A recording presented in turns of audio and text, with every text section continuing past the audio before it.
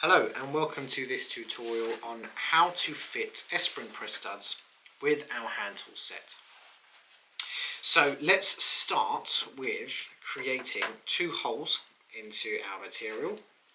So I'm going to take our hole punch here and I'm going to pop that onto the material. I've got a cutting mat and we're going to hammer that through. There's one hole, and we'll do the same on the other side.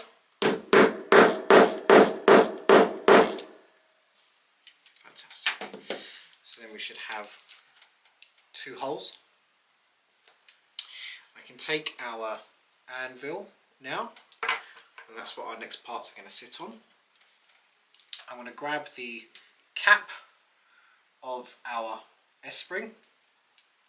It's going to go through the face side of the material, and that's going to sit on our anvil with the stem poking out the other side, pointing up. I'm going to take the socket of our S-spring, and that's going to sit over the stem, and the stem will poke through that as well. So I'll show you, it should look something like that.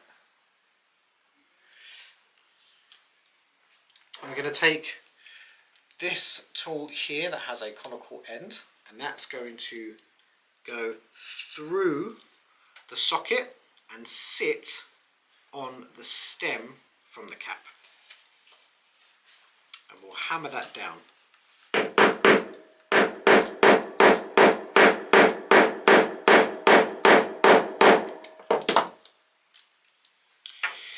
So we'll now change this over for a post, which is this section here. That's going to go again through the face side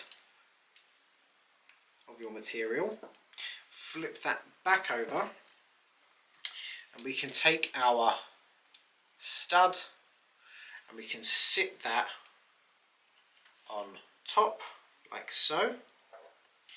We can take this tool here, which has a section at the top for the stud to sit into. You can hold that in place and hammer that through.